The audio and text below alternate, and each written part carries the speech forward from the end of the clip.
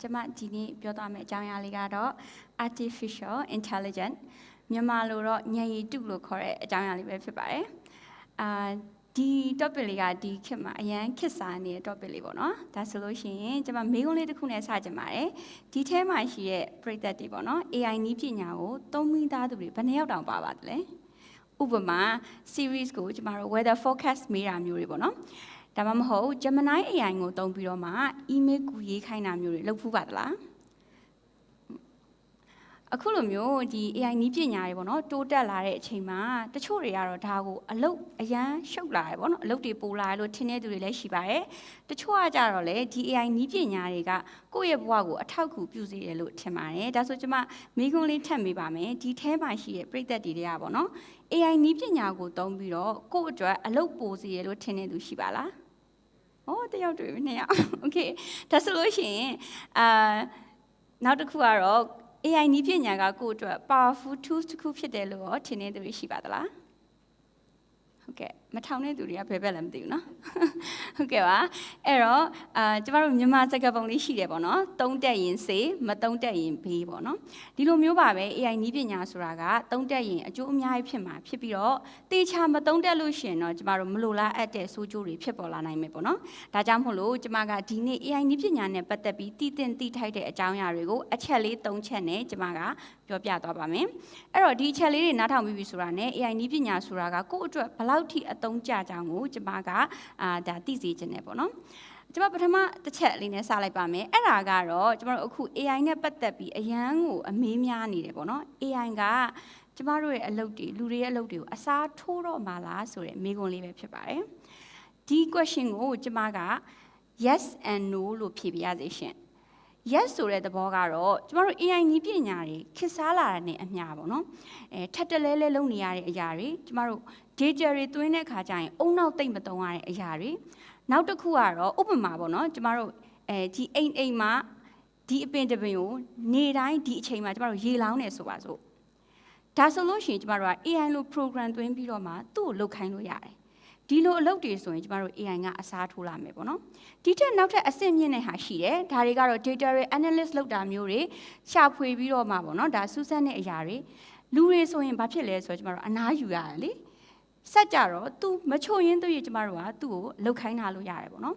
ဒီလိုနေရာတွေမှာဆိုရင်ကျမတို့က AI နည်းပညာကိုအများကြီးပဲနောက်ပိုင်းကျရင်အစားထိုးသုံးလာမှာကိုကျမတို့တွေ့ရပါလိမ့်မယ်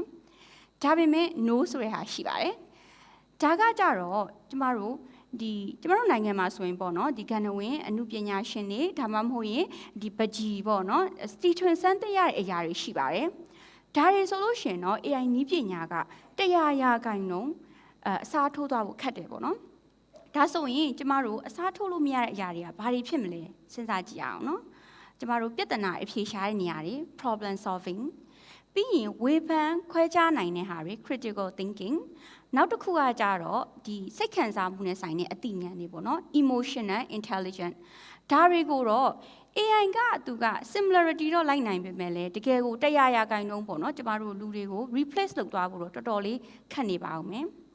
ကျမတို့ World Economic Forum ရဲ့အနာဂတ်နဲ့အလုပ်ကိုင်ဒီစစ်တမ်းမှာဆိုလို့ရှိရင်လည်းပြောထားရပေါ့နော် AI နည်းပညာကတဲ့ကျမတို့အလွယ်တကူပေါ့နော်ရိုးရှင်းတဲ့အလုပ်ကိုင်တွေကိုသူကအစားထိုးသွားမှာဖြစ်တယ်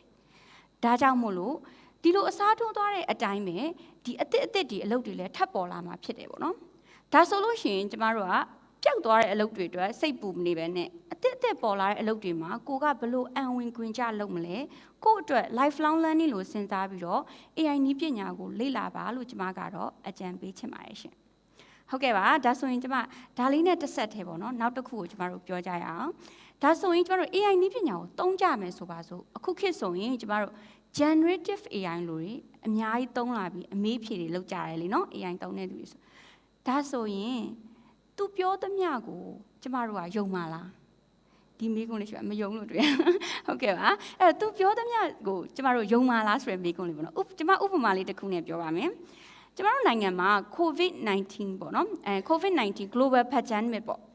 နောက်တစ်ခေါက်ဘယ်တော့ထပ်ဖြစ်မလဲပေါ့နော်ဒီနိုင်ငံမှာမဟုတ်ပါဘူးနိုင်ငံတကာမှာဘယ်တော့ထပ်ဖြစ်မလဲကျမတို့က AI ကိုမေးလိုက်ပြီးဆိုပါစို့သူကတော့ကျမတို့ပြန်ဖြေပါလိမ့်မယ်သူဖြေတဲ့အဖြေတွေကဒီအရင်တုန်းကဖြစ်ပူးတဲ့ history တွေ data တွေကိုကြည့်ပြီးတော့ နောက်ဖြစ်မဲ့အရာကို तू ကကျမတို့ခံမှန်းပေးလိမ့်မယ်ဒါကသူ့ရဲ့ခံမှန်းချက်ပဲဖြစ်တယ်ပေါ့နော်ဒါက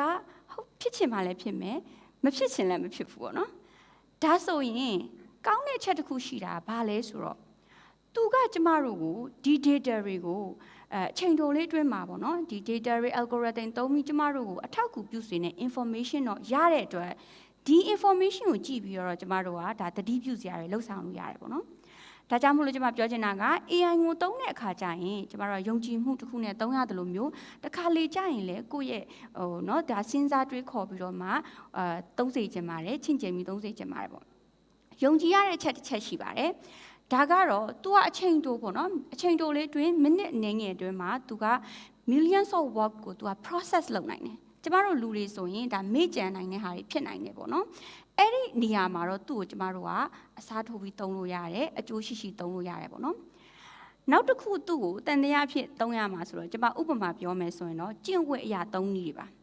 AI နည်းပညာဆိုတာက powerful tools တစ်ခုဖြစ်တယ်သူ့ကိုမေးလိုက်ရင်သူကကျမတို့ကိုအကြံပေးမယ်မေးပြေပေါ့နော် suggestion တွေပေးမယ်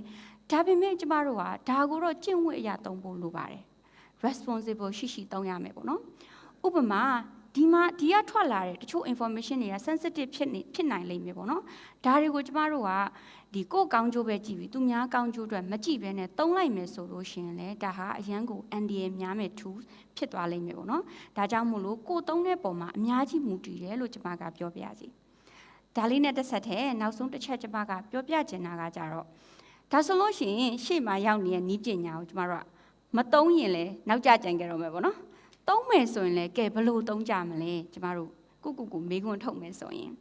ကျမကအဖြေတစ်ခုအကြံပေးချင်ပါတယ်ကျမတို့နေ့စဉ်ဘဝမှာလုပ်နေတဲ့အလုပ်ကိုင်းတွေလုပ်တွေအများကြီးရှိရပေါ့နော်လုပ်ငန်းဆောင်တာတွေအဲ့ဒီအလုပ်တွေမှာ AI tools တွေကဘလို့ကူညီနိုင်မလဲဆိုပြီးကျမတို့ကစဉ်းစားရပါမယ်ဒါဆိုလို့ရှိရင်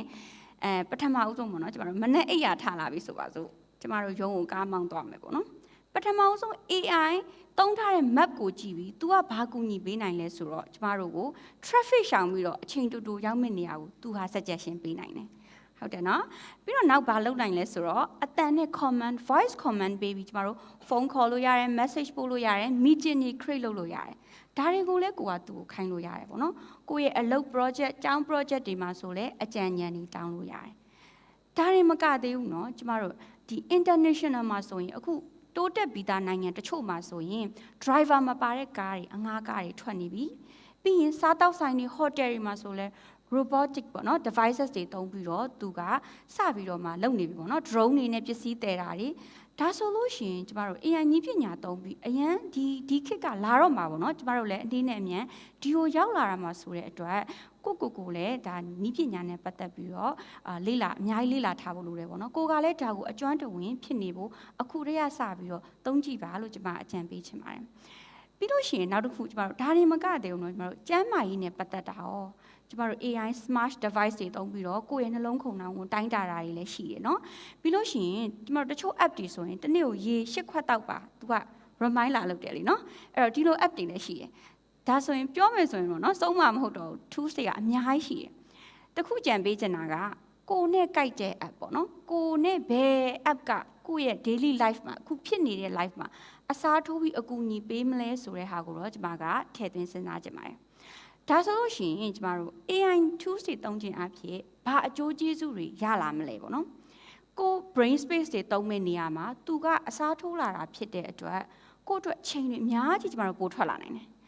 အဲ့ဒီချိန်တွေကိုကျမကတော့ကိုလေ့လာခြင်းနဲ့ဘာသာရဲ့အသစ်တွေလေ့လာတာမျိုးဒါမှမဟုတ်ရင်ကိုချစ်ရတဲ့မိသားစုကိုချိန်ပေးတာမျိုးလုပ်ငန်းတိုးချဲ့မလားကျမတို့ကြိုက်တာပေါ့နော်ကိုကြိုက်တဲ့ဟာကိုအစားထိုးပြီးလှုပ်လာနိုင်တာဖြစ်တဲ့အတွက်အကျိုးအများကြီးဖြစ်တဲ့အရာလို့ကျမကတော့မြင်ပါတယ်ဒါကြောင့်မို့လို့ AI ကိုသုံးတာက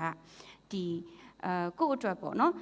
ချိန်ချောက်တဲ့နည်းပညာတစ်ခုလို့မမြင်ဘဲနဲ့ပေါ့နော်အကျိုးအများကြီးရှိတဲ့သုံးတတ်လို့ရှိရင်ကိုယ့်ရဲ့ assistant တယောက်လိုတောင်သူကအများကြီးကိုကိုယ့်အတွက်အထောက်အကူပြုနိုင်တယ်လို့ပြောပြချင်ပါတယ်ဒါကြောင့်မို့လို့ AI ဆိုတာအနာဂတ်ဆိုတာထက်ကျမတို့ကိုယ်တိုင်ကဒါအနာဂတ်ပါလို့ကျမကပြောပြချင်တယ် so let's educate ourselves question everything and evolve with AI thanks for your kind attention